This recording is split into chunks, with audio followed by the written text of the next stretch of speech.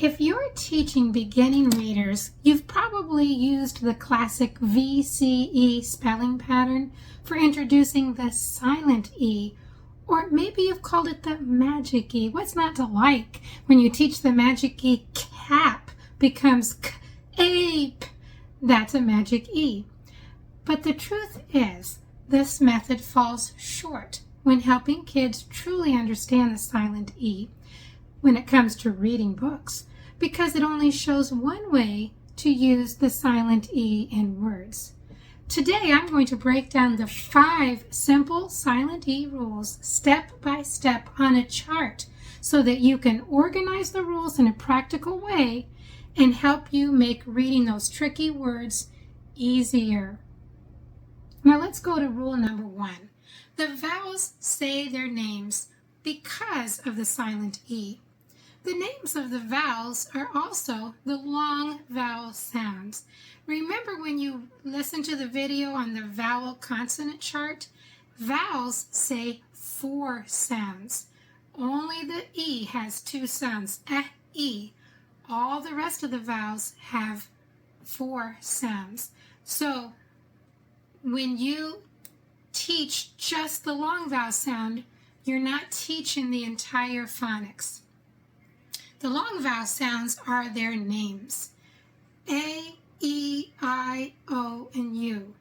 Those are the names, and they say their names because of the silent E. Notice the Y is in there because the Y can be both a vowel and a consonant, and it shares the same sound as the letter I. And you know the words. Can becomes k, ain. Pet becomes p, eat. Pen becomes p, ein. Rob becomes r, ob. Cub becomes k, ube, because of the silent E. And typical is an example of when the Y says I, but type is an example of when the Y says I because of the silent E, or when followed by a silent E.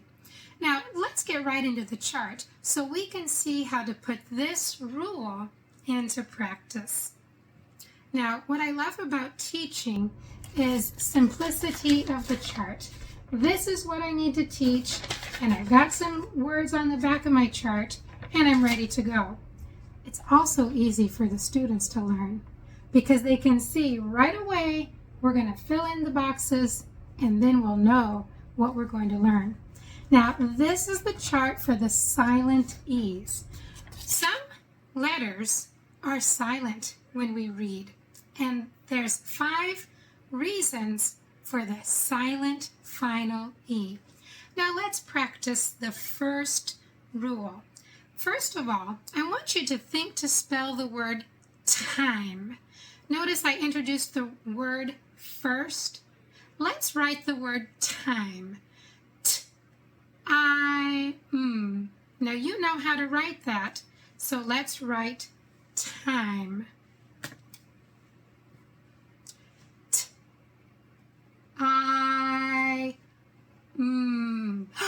Wait, vowels are timid. They're scared when they're between consonants, and they say I. This isn't time, it's t-im. Quick, we need a strong E at the end to make the vowel bold enough to say its name. This is a strong, silent E. And I want you to look at this word. Now read it. I'm. The vowel is bold enough to look over the consonant and see that silent E, and it's bold now to say its name. Now, I want you to get out your red pencil because we're going to mark the rules in red. We're learning how the silent E rules work to help us read words. Now let's, with red, I want you to underline the silent E twice. 2 times. Twice means 2, so put 2 lines underneath the silent E. Why? Because it's a silent letter. And then with red, I want you to draw a bridge from the I over to the E, because the vowel can look over the consonant and see the silent E, and that's why I says I. That's the first rule. The vowels say their names when followed by a silent E. The vowels say their names when followed by the silent E. Okay? Now, let's go to number 2. Now, you'll notice there's 2 boxes because this rule, and I'm explicitly going to tell them, has to do with 2 letters, the V and U. English words don't end in V or U. Now, wait a minute, Miss Martha. That doesn't make any sense, because what about the word you? Yeah, ooh. This is an English word and it ends in U. Well, you are special. You don't have to follow this rule. So, V and U take 2. This is going to be the second rule, and let's learn the words. Let's write the word have. I hope you have a wonderful summer. Have. Let's sound it out as you write it. Have. Quick. The V is going to tip over. It needs support. It needs a supporting E. So it doesn't tip over because English words don't end in V. That's why we need the silent E. So how are we going to mark this word? I want you to get your red pencils out, and with red, what are we going to do? Underline the E twice, because it's a silent E. And why do we need the silent E? Because English words don't end in V. That's why we need the silent E. Underline the V once. And V and U take 2. So I want you to put a little number 2 by the silent E, because this is the second rule. Now, it also helps us when we write words like glue. Do you have some glue? Let's think to spell glue. G-l-u. Glue. Now, sound it out as you write it. G. Whoops. I need my pencil out. G. It's going to be all different colors of blue, I think. G. L. Ooh. Quick! The U is tippy. It's going to fall over. English words don't end in U. That's why we need the supporting E. We need an E for support, so the U doesn't fall over. Now, how do we mark this word? With red, underline the E twice. Why? Because it's a silent E. We underline silent letters 2 times because they're not voiced. We don't say the sound, but we need the silent E. And then, why do we need a silent E? Because English words don't end in U. That's why we need the silent E. V and U take 2. Now, you get the idea. Number 3, the third reason for the silent E is C and G take 3. Let's write the word dance. I love to see the butterflies dance on the flowers. Dance. Now let's think to spell dance. D, a, n, s. The letter C says s. Sound it out as you write it. Dance. Now get your regular pencil. D, a, n, s. Wait a minute. Dance. What do we need?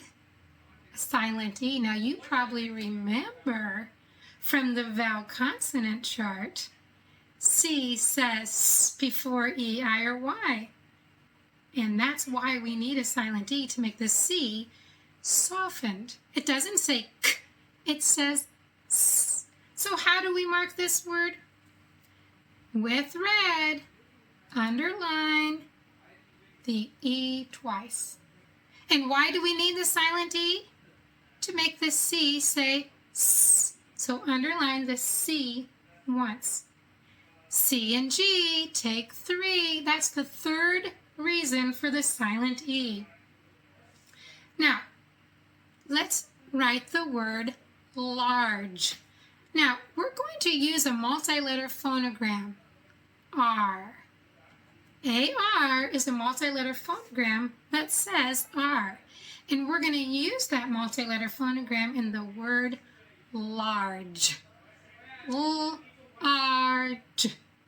Large. Now, I want you to write it, sound it out as you write it. The G says J. Large.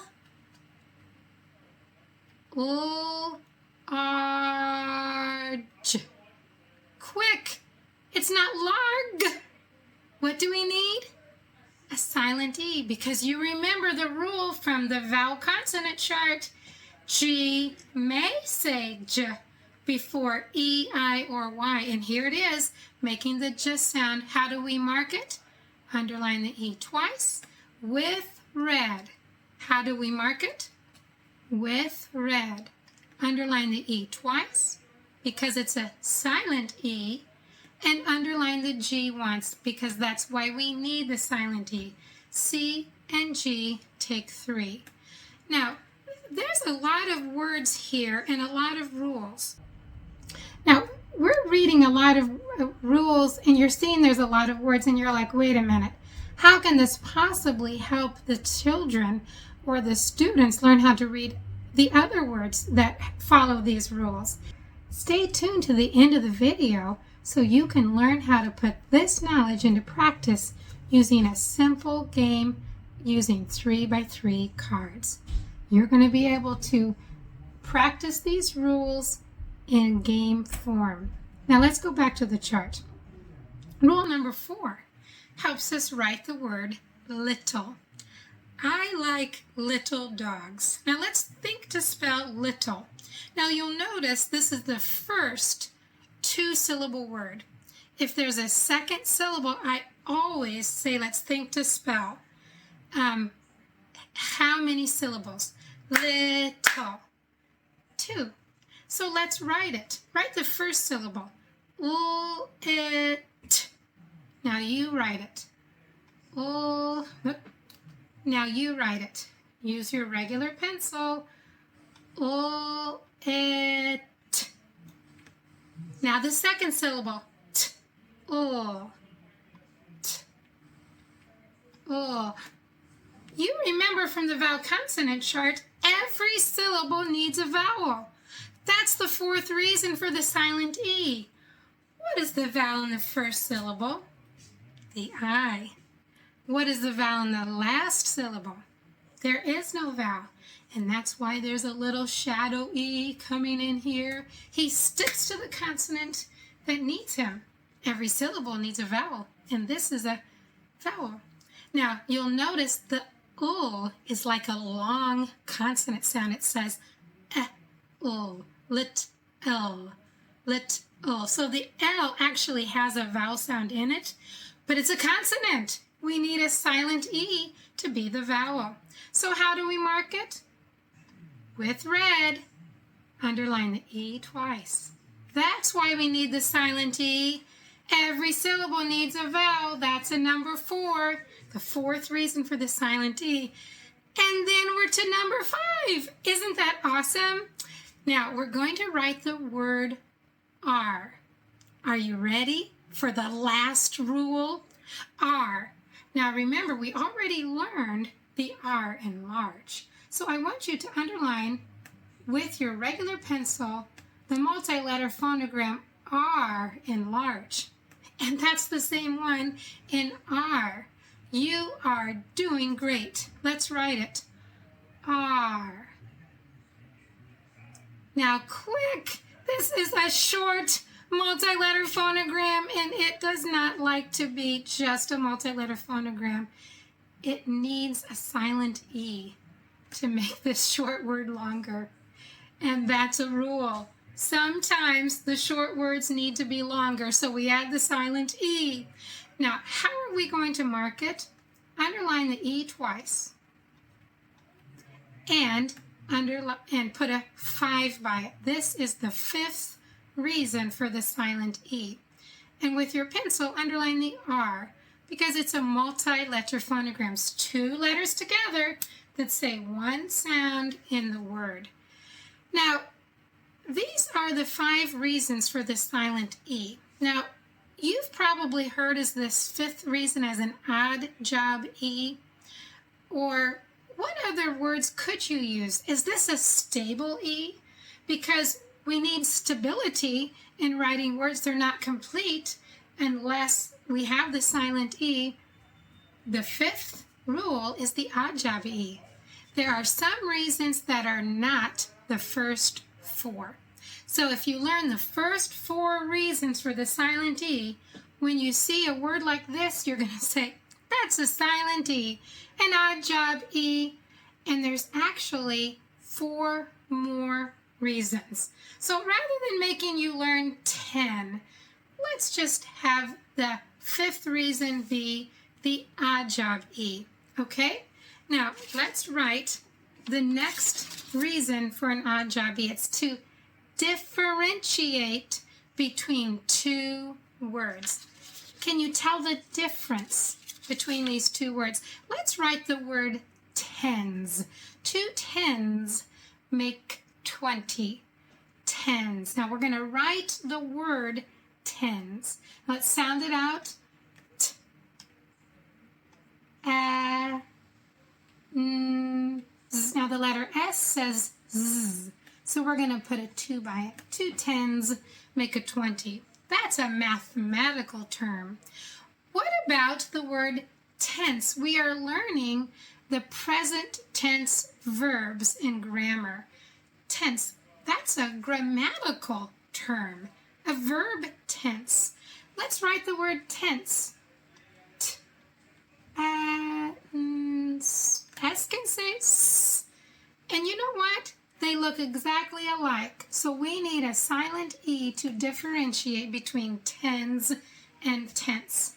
So how do we mark it? Underline the silent E once and put a 5 by it. It's an odd job E. The next word is horse. Let's write the word horse.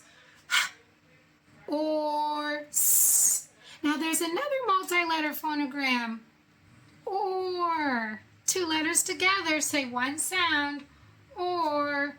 Let's write the word horse. Sound it out. Horse.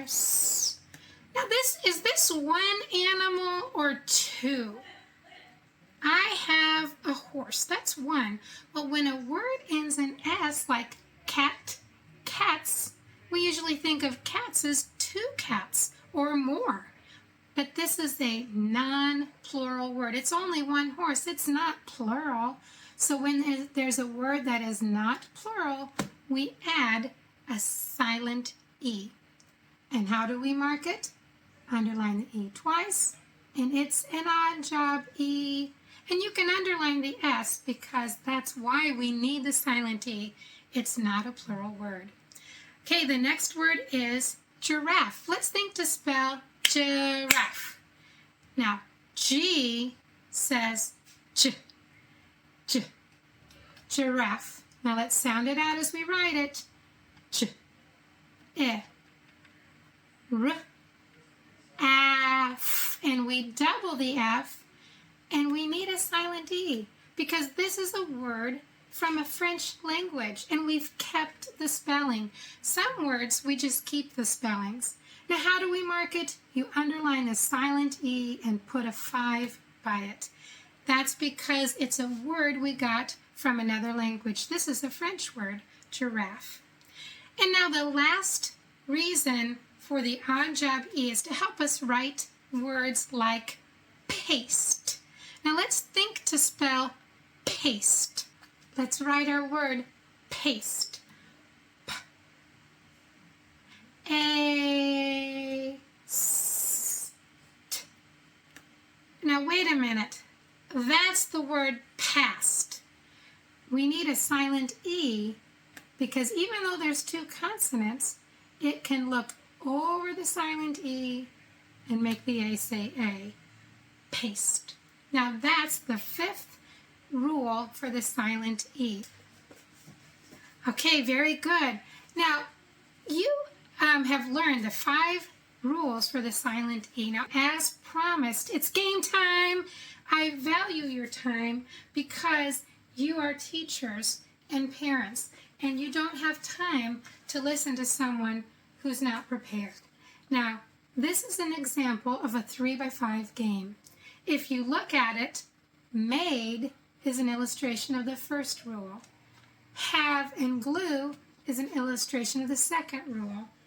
Dance and page is an illustration of the third rule. Bottle is an illustration of the fourth rule, or is an illustration of the fifth rule. Now, when you use these 3x5 cards, you can literally make games of it. If you hand out a piece of paper, let me show you. Rules, these are the rules. The vowels say their names, A, E, I, O, and U, and the Y says I. The simplified rule is to make the A say A, to make the I say I. Whatever vowel is in the word, the silent E makes it say its name. And we mark the word, we underline the silent E's twice, and then when we mark the word, we draw the bridge from the vowel over the consonant to the silent E. That's why we need the silent E. And we always mark the rule and say that's why we need the silent E. And so you can put these words in on a piece of paper and cut them out and literally give them to your students and have them write the words on the card. Or you can write the words on the card and then just pass them out at random, and the student reads the word and figures out what it says, and you can have a little pocket board so that they can put the 3x5 cards where they belong to illustrate the silent E rule, rule number 1 through 5. And I'll have to get my pocket chart out. I used it when my kids were younger, but I of course put it away. My kids are all teenagers and adults now. So mad, and this is not a silent E word. If we put a silent E there, it would be made. And then you can go on to the next one. Not is not a silent E word, but if you add a silent E, it would be note. And cut is not a silent E word, but if you did put a silent E, it would be cute. And give, oh, that is a silent E. That follows the rule V and U take 2, like have and blue. And remember, V and U take 2, that's why we need the silent E. English words don't end in V, English words don't end in U. Clue. Why do we need the silent E? Because English words don't end in U. That's why we need the silent E. V and U take 2. And that's how you can teach the children those simple rules. C and G take 3. Oh, wait a minute. This one we need the silent E for 2 reasons. To make the A say A and the C say S. And that's how they can recognize, they know what the silent E does. It can't do 2 things because C and G take 3. Can they read this word? Orange. And the A can say A because of the silent E, orange. And the G says J because of the silent E, orange. Fiddle. Rule number 4, every syllable needs a vowel. Ajabi, you knew I was going to bring this word up. How many of you know how we can sound out this word? If you go back to the vowel consonant chart, we know that the vowels O can say A, O, oo. The third sound like love. K, And why do we need a silent E? It's an odd job E. Why else? We have an ajabi. That's why we have that fifth and final rule, because it doesn't make the O say O. It's the ajabi, number 5. And some, same exact reason. An ajabi and the O says a.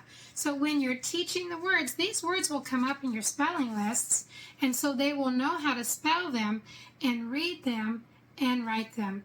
You can use these words to help them practice their knowledge, because on the back of the card you can say this is a silent E, rule number 5, and they can put it on the floor for rule number 5. This is a game, an easy game that the students can either make themselves, you can have them write the words, and you always tell them write very neatly because your classmates are going to read them.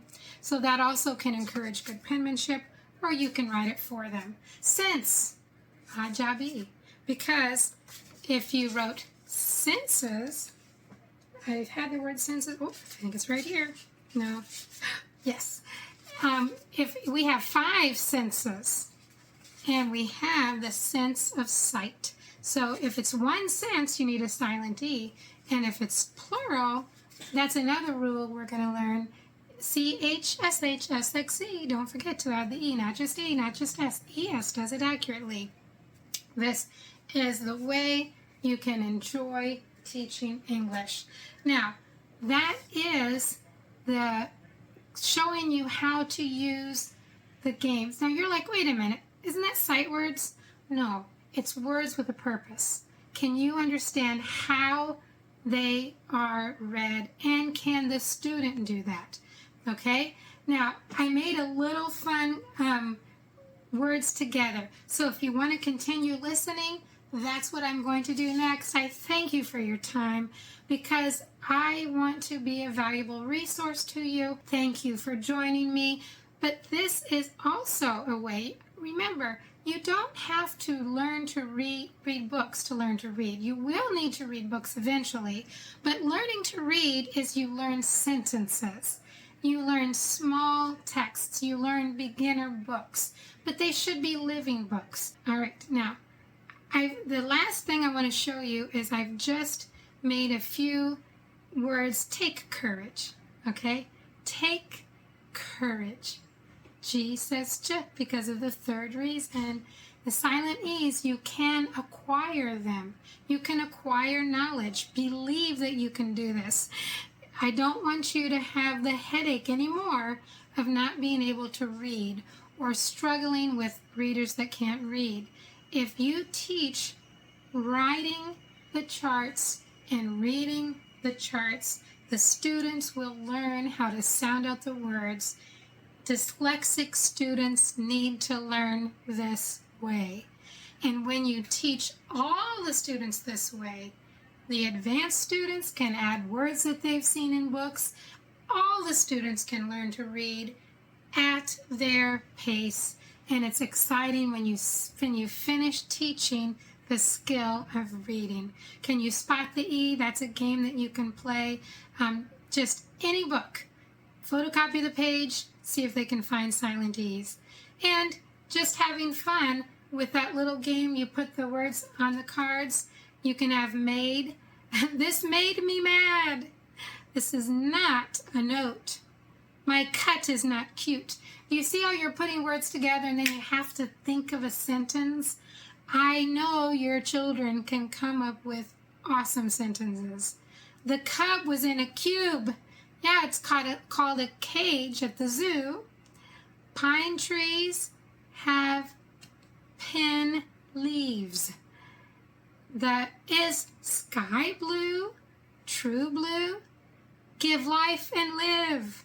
Give hats, not hate.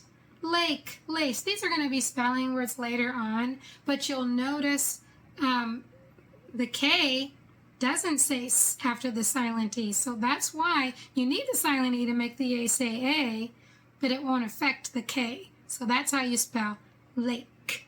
Lace, however, needs the silent E to make this sound.